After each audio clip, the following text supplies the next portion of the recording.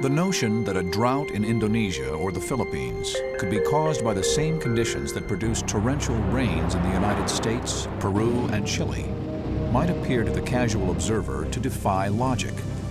But in fact, that's exactly what can happen during the extraordinary chain of events known as El Niño.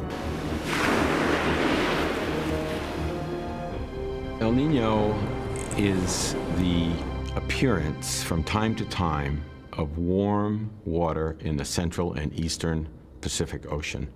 Normally, there's a pool of warm water in the western Pacific, and that's because of the way the earth turns and the winds blow. Water piles up in the western part of the basin. The sea level along Indonesia and the Philippines is higher by 60, 50 centimeters than it is off the coast of Peru. So what happens is the winds keep blowing, the water piles up, it heats up in the western part of the Pacific. But then once in a while, could be every 2 years apart, could be 10 years apart, that wind weakens and that warm water that's piled up sloshes back towards the central and eastern Pacific. Where the warm water is where you get your evaporative processes, evaporation, and clouds that produce rainfall. Now that has an effect locally, as you can imagine. Ordinarily, with all those rain clouds over Indonesia, there's a lot of rain in that region. There's rain over Australia. It's fairly dry in the east. During an El Niño, when you've got all this convective precipitation over the east, it can rain a lot in that region. You can have flooding in Peru. Conversely, you have drought over Indonesia and Australia. It can also have effects pretty far away, and the reason that happens is the atmosphere can support these wave-like motions. It's just like dropping a pebble in a stream. Although the pebble is at one little place, you know, the ripples can go very far away.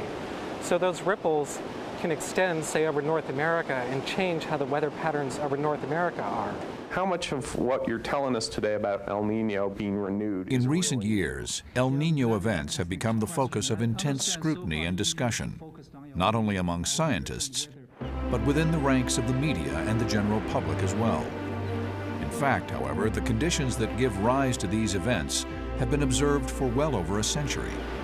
El Niño was named by the Peruvians, actually the first time we've been able to find it in print, looking through Peruvian newspapers, etc., has been 1891. 1892, 1894, 1895. It's the 1890s, early 1890s when it took hold. And it is because during the Christmas season, that winter, December, January, February, the winds would become weaker, just seasonally weaker. And as a result, fish would disappear. The fishermen would fix their boats and their nets and that kind of, they would lay off of fishing.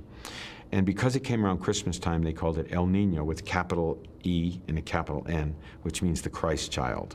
The original term El Niño was a much more limited term that had to do with the flow along the coast of Peru and Chile along South America.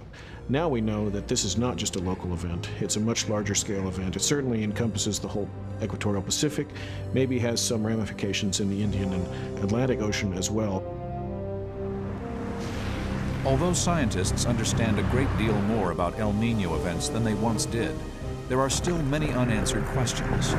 One of the most basic concerns the precise mechanism that triggers an El Niño. It appears to begin as an atmospheric event, which quickly transforms into an oceanic event as the water masses in the equatorial Pacific redistribute themselves in response to changes in the wind. This redistribution of mass results in flows, which is what we call currents. But the redistribution of mass associated with that is also a redistribution of heat. And as the heat is moved around, this then feeds back into the atmosphere and over quite long distances.